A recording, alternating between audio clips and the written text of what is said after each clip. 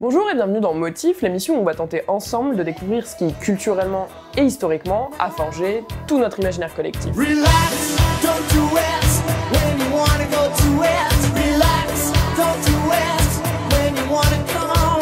Relax, don't do it when you wanna suck it to it. Relax, don't do it when you wanna come. Cette semaine sortait la première saison de la série de super-héros Umbrella Academy sur Netflix. World gave birth. None of these women had been pregnant when the day first began. How much do you want for it? I have adopted 6 children, gifted with abilities far beyond the ordinary. Cette série relate donc les aventures de 7 jeunes adultes qui ont été adoptés puis élevés de manière très spécifique.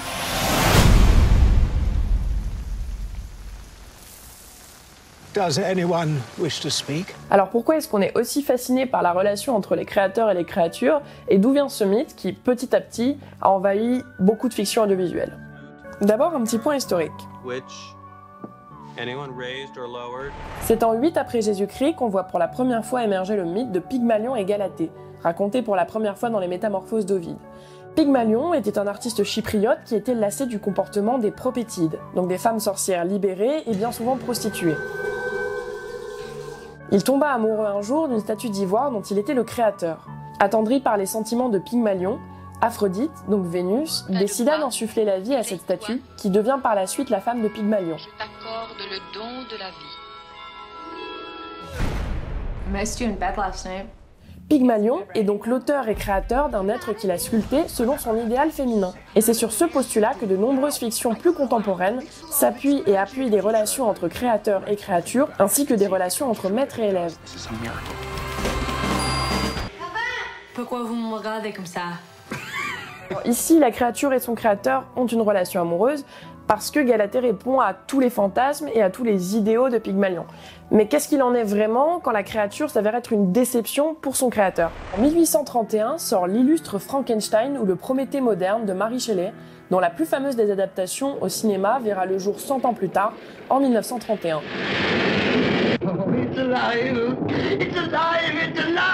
L'histoire relate les mésaventures du professeur Victor Frankenstein, créateur d'un monstre humanoïde qu'il abandonne après sa création. Le monstre errant trouve alors refuge chez une famille dont il cherche désespérément la reconnaissance et l'affection. Mais il est alors rejeté. Suite à quoi il décide de se venger de son créateur dont il assassine le meilleur ami et la fiancée, ce qui donne au créateur, Victor Frankenstein, l'envie de se venger. Il poursuit le monstre jusqu'à finalement mourir au pôle Nord. Ce qui confère sa force à cette histoire, c'est la relation d'amour-haine entretenue par les protagonistes, qui vont se déchirer jusqu'à la fin de l'histoire. See how mine float? No, you're hurting me! No!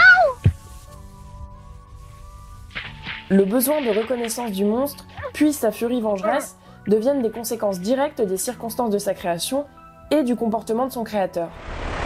Enfin, My Fair Lady est au cinéma le premier film contemporain à reprendre le mythe de Pygmalion en l'adaptant à une histoire plus réaliste. Aucun personnage ne prend miraculeusement vie dans cette comédie musicale des années 50, adaptée au cinéma par George Cukor en 1964. Le rapport Pygmalion-Galatée est illustré par le rapport entre une jeune femme issue de la classe ouvrière, Eliza Doolittle, et son maître de grammaire et d'expression, Henry Higgins.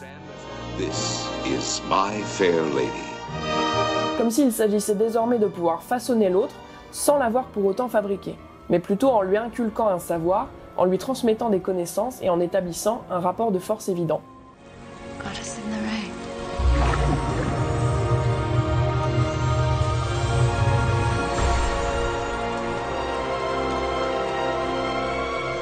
rain. Mais revenons un peu à nos moutons. Shit, you guys. I've never had straight friends before.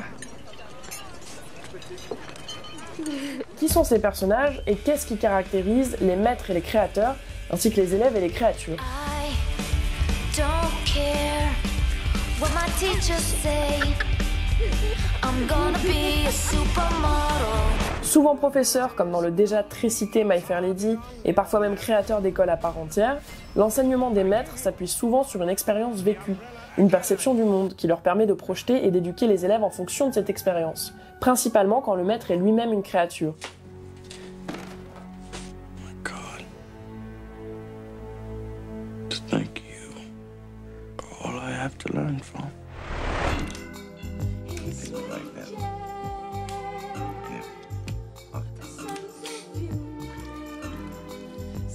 Le maître est également une figure de film réaliste, tel que dans le Léon de Luc Besson, où le maître est ici presque choisi par l'élève aux dépens de sa volonté d'être maître. Quant à la figure du créateur, elle intervient bien plus souvent dans le cadre d'un récit fantastique, puisqu'elle est à l'origine de la créature qu'elle a engendrée. What's wrong? I know it's a little early for Christmas, Edward, but Dans Édouard aux mains d'argent de Tim Burton, c'est l'inventeur incarné par Vincent Price qui, pris de mélancolie et de solitude, fabrique Edward. Ici, le lien avec Frankenstein est flagrant, à l'exception d'une nuance subtile. L'inventeur ne crée pas Edward pour répondre à des problématiques métaphysiques, mais simplement comme un être de chair et d'os qu'il pourra aimer. Mais à la mort du personnage de Vincent Price, c'est la classe bourgeoise américaine des banlieues chic et aseptisées qui récupérera Edward pour dans un premier temps le placer sur un piédestal et finalement le haïr et l'exiler. Un parallèle de plus à faire avec les héros de Umbrella Academy qui ont grandi dans l'admiration d'une foule et qui plus tard vivent des existences troubles. Un parallèle qui n'est pas sans nous rappeler une foule de figures de super-héros, d'abord encensés, puis détestés. Si on a brièvement réussi à définir la figure du maître et du créateur, il nous reste encore à définir les figures des élèves et des créatures. Speeches are for campaigning. Now is the time for action.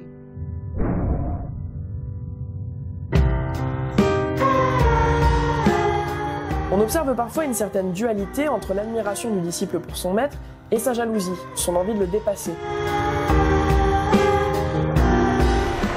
Comme notamment dans la prélogie Star Wars, où le jeune Anakin entretient un rapport ambivalent avec son maître Obi-Wan, rapport qui illustre assez justement la complexité de l'équilibre dans la Force. It's over, Anakin. I have the high ground. I was going to tell you the truth. Le disciple amoureux est également une figure récurrente, comme dans Kill Bill ou Léon. On peut également mentionner l'Oedipe de Charlotte Gainsbourg dans Nymphomaniac, Oedipe qui sera lui-même reproduit dans le volume 2 par la disciple de Charlotte Gainsbourg elle-même. C'est comme ça qu'à travers de multiples époques, le motif récurrent que constituent ces relations créateur-créature et maître-élève a su subsister et fascine toujours autant. Tenter de remonter les pistes des récurrences qui ont fondé notre imaginaire collectif visuel, c'est ce que tentera de faire Motif, épisode après épisode.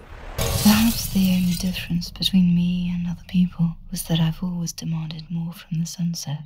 More spectacular colors when the sun hit the horizon. That's perhaps my only sin.